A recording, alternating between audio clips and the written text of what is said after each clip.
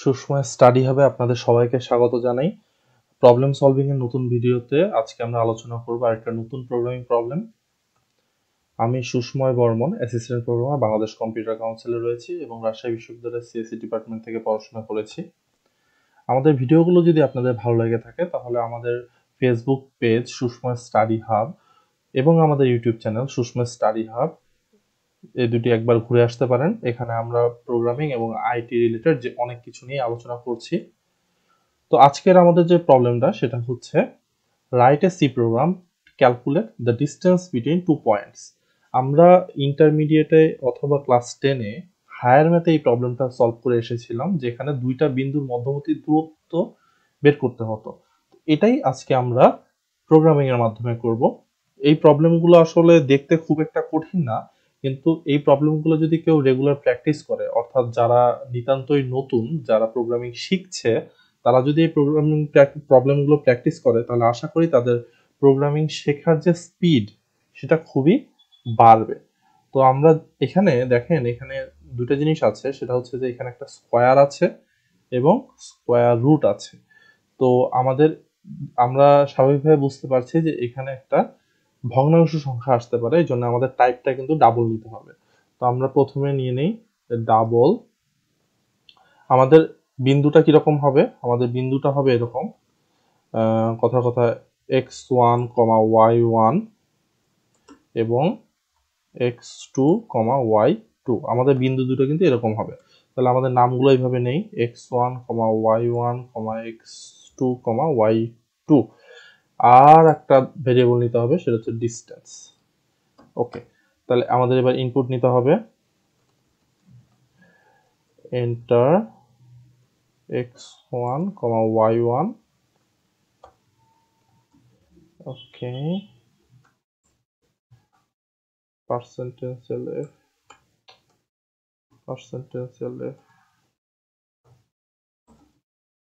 ampersand x1, ampersand y1।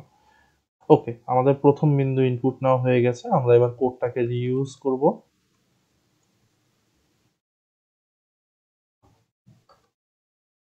ওকে, তাহলে এবার x1 এর জায়গায় 2 করে দেই, y1 এর জায়গায় y2 করে দেই, x2, y2। ওকে, তাহলে আমাদের দুইটা বিন্দু নেওয়া হয়ে গেছে। এবার আমরা দেখব যে সূত্রটা কি ছিল। সূত্রটা ছিল root over x2 minus x1 whole square plus y2 minus y1 whole square. এখন আমাদের এটার জন্য দুইটা ফাংশনের প্রয়োজন হবে, একটা হচ্ছে স্কয়ার রুট ফাংশন এবং আরেকটা হচ্ছে পাওয়ার ফাংশন। তাহলে সেটার জন্য আমাদের একটা হেডার ফাইল নিতে হবে math.h। আচ্ছা, তাহলে এবার আমরা ডিসটেন্সটা বের করি, ডিসটেন্স ইকুয়াল টু, তাহলে সবার বাইরে কি ছিল? সবার বাইরে ছিল একটা স্কয়ার রুট। তাহলে আমাদের একটা স্কয়ার রুট ফাংশন নিতে হবে sqrt। এই ফাংশনের মাধ্যমে যে কোনো সংখ্যার স্কয়ার রুট বের করা যায়।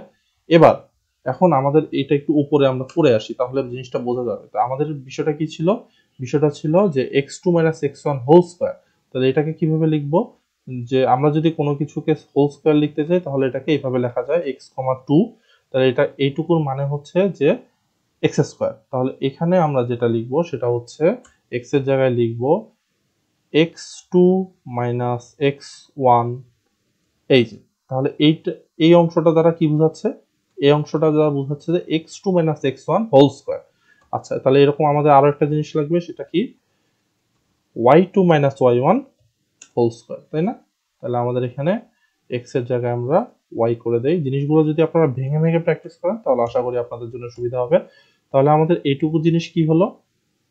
এই যে এইটুকু জিনিস x2 minus x1 whole square, আর এইটুকু জিনিস কি হলো? y2 minus y1 whole square. আচ্ছা, এবার সূত্রটা কি ছিল? সূত্রটা ছিল এই দুটোকে প্লাস করতে হবে। তাহলে আমরা এই দুটোর মাঝখানে প্লাস দিয়ে দিলাম, ঠিক আছে? এই যে জিনিসটা কিন্তু হয়ে গেল। এবার এই টোটালটাকে কিসের মধ্যে রাখতে হবে? এই টোটালটাকে রাখতে হবে একটা ব্র্যাকেটের মধ্যে, কারণ গোটাটার উপরে স্কয়ার রুট হবে। আমরা একটা ব্র্যাকেট দিয়ে তার ভিতরে পেস্ট করে দিলে এই যে এইটা হয়ে গেল। আমি জিনিসটা পড়ে দেখাই। জিনিসটা হয়ে গেল x2 minus x1 whole square plus y2 minus y1 whole square. এখন আমরা যদি এই জিনিসটাকে, এই গোটার জিনিসটাকে যদি আমরা কাট করে এই স্কোয়ার রুটের ভিতরে বসিয়ে দেই, তাহলে জিনিসটা কি দাঁড়ালো? জিনিসটা দাঁড়ালো যে square root of x1 minus x2 whole square plus y2 minus y1 whole square. ঠিক আছে, তাহলে এটা হচ্ছে আমাদের ডিস্টেন্স এবং সবার শেষে সেমিকোলন দিয়ে দেই। এবার আমরা সেটাকে প্রিন্ট করব। প্রিন্টে distance percentage LF new line distance.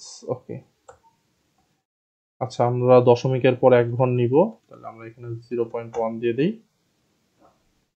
ওকে, তাহলে আশা করি আমাদের প্রবলেম সলভ হয়ে গেছে। এবার আমরা আমাদের ডাটাটা ইনপুট দিব। তো ডাটাটা ইনপুট দেওয়ার জন্য আমরা এখানে যে ডাটাগুলো দিয়েছিলাম সেই ডাটাগুলোই দিই, তাহলে আশা করি আপনাদের বুঝতে সুবিধা হবে। এখানে আমরা x1 এর মান দিয়েছিলাম 2 আর y1 এর মান দিয়েছিলাম 4, x2 এর মান দিয়েছিলাম -2 আর y2 এর মান দিয়েছিলাম 1। তাহলে আমাদের রেজাল্ট আসবে কত? রেজাল্ট আসবে 5.0। দেখুন আমাদের রেজাল্ট কিন্তু এখানে 5.0 আছে। ঠিক আছে, মানে 5.0 আর 5 তো একই কথা। তার মানে আমাদের কিন্তু ক্যালকুলেশন ঠিক আছে। তাহলে আশা করি যে এই প্রবলেমটাকে কিভাবে ভেঙে ভেঙে সলভ করতে হয় সেটা আপনারা বুঝতে পেরেছেন। যদি আপনারা যে কোনো প্রবলেম এভাবে ভেঙে ভেঙে সলভ করেন, আশা করি আপনাদের কোনো সমস্যা হবে না। তো আমাদের ভিডিওটা যদি আপনাদের ভালো লেগে থাকে তাহলে অবশ্যই আমাদের ফেসবুক পেজটি লাইক করবেন এবং আমাদের ইউটিউব চ্যানেলটি সাবস্ক্রাইব করবেন। অনেক ধন্যবাদ আপনাদের।